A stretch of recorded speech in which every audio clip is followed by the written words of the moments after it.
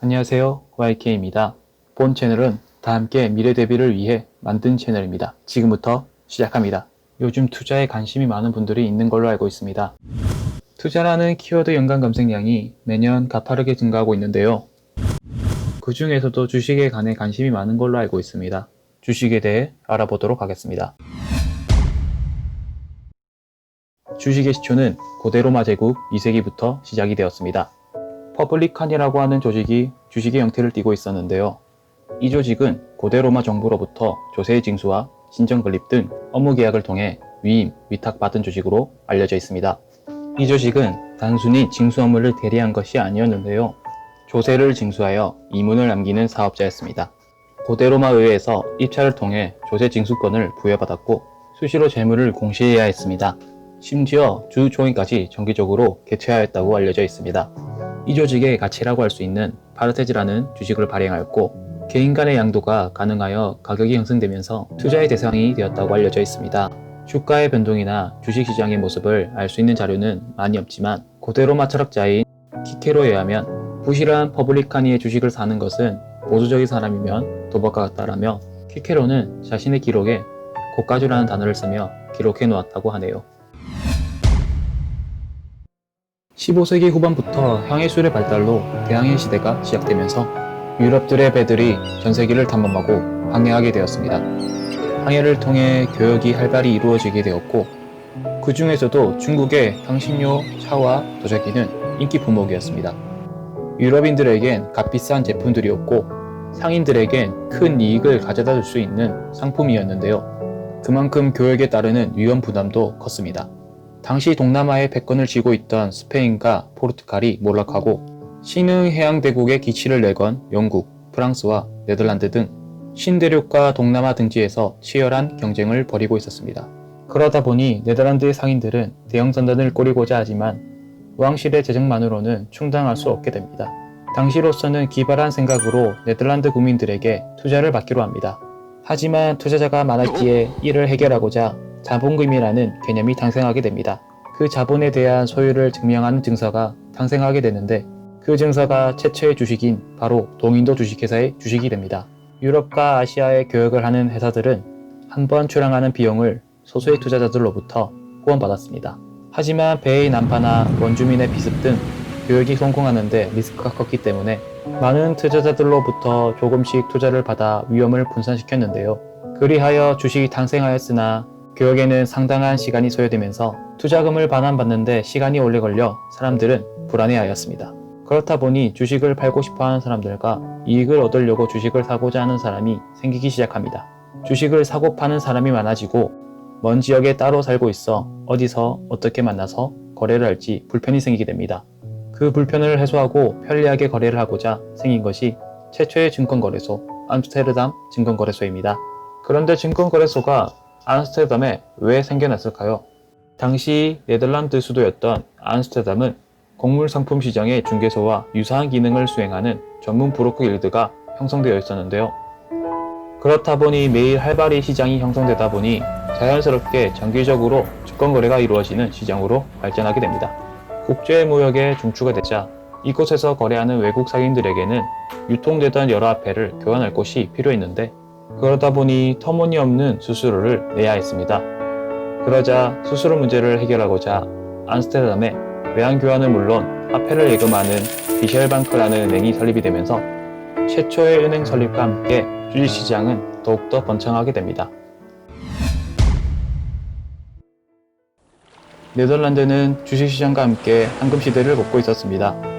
1630년대 네덜란드에서는 수입된 지 얼마 안 되는 터키 원산의 원예식물인 튤립이 큰 인기를 끌었는데요. 처음 당시 식물 애호가들로부터 인기를 끌었고 그 후 모든 이들의 눈에 들면서 튤립마다 각종 호칭이 지어지면서 인기가 시작되었는데요. 튤립 같은 경우 꽃을 피우기까지 3년에서 7년이 소요되며 모근에서 생성한 작은 중에서는 발화하지 않는 종군도 적지 않았습니다. 그렇기에 급격한 수요 증가를 생산이 따라가지 못했습니다. 튤립의 가격이 점점 상승하기 시작하였고 튤립에 대한 사재기 현상까지 발생하게 됩니다. 심지어 꽃이 피지도 않았는데 미래의 어느 시점을 정해 특정한 가격에 매매한다는 계약을 사고 파는 선물거래까지 등장하게 됩니다. 1630년대 중반에는 뿌리 하나가 87,000유로까지 오르게 됩니다. 우리나라 돈으로 약 1억 6천만이라는 어마어마한 금액이죠. 그 당시 숙련된 장인의 연간 소득의 10배가 넘는 금액이라고 하네요. 열풍이 극대화되면서 은행에 돈을 빌리면서까지 시민, 귀족, 왕족, 계급을 논하고 투자하기 시작합니다. 그러나 어느 시점부터 가격이 하락세로 반전되면서 팔겠다는 사람만 넘쳐나게 됩니다. 결국 상인들은 빈털터리가 되었고 튤립에 투자했던 귀족들은 명지를 담보로 잡혀야만 했다고 하네요. 역사에서는 튤립 파동이라 칭하며 현재에서는 거대한 경제적인 거품을 가리키는 은유로 자주 사용되고 있습니다.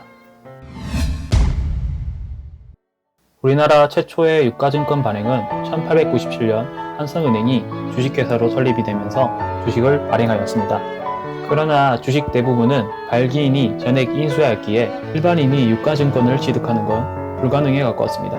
1905년 러일 전쟁에서 일본이 승리한 이후 일본 자본의 국내 진출이 크게 드러나면서 일본인들 간의 자유거래로 초기의 증권거래가 이루어지게 됩니다.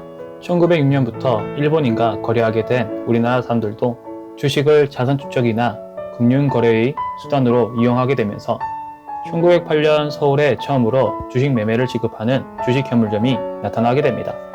1909년에는 우리나라 사람이 개업한 주식현물점도 생기면서 우리나라의 증권업은 이때부터 장외에서 시작되었다고 할 수 있습니다. 우리나라에서 실질적 주식 거래가 이루어진 시점은 일제감정기 때이나 현대적 형태의 증권거래소가 처음 등장한 것은 1956년 당시 재무부의 주도로 설립된 대한증권거래소입니다. 1950년 3월 3일 서울시장에 있는 증권거래소에서 처음으로 거래가 이루어졌는데요. 개장일에 상장된 종목은 4개의 은행과 8개의 기업, 총 12개사에 불과했습니다. 국채도 함께 거래가 진행되었고 당시 주식 투자는 생소하다 보니 초기 시장에서 주식과 국채의 거래 비율이 비슷했다고 합니다. 당시 거래는 모두 칠판에 적어가며 수작업으로 이루어졌는데요. 거래소에서 모인 중개인들이 호가를 내고 거래소 직원이 거래를 진행하면서 가격을 결정하였습니다. 주식 매매 주문은 전화를 통해 증권사를 경유한 뒤 거래소로 주문이 전달되었습니다. 당시의 고객은 주문 후 거래가 체결됐다는 소식을 듣기까지 오랜 시간이 걸렸습니다. 주식시장 초창기에는 기업들이 상장을 꺼리기도 하였습니다.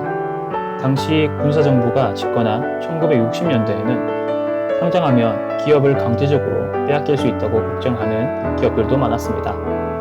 이에 따라 박정희 대통령 정부가 들어선 뒤 전환기를 맞았습니다.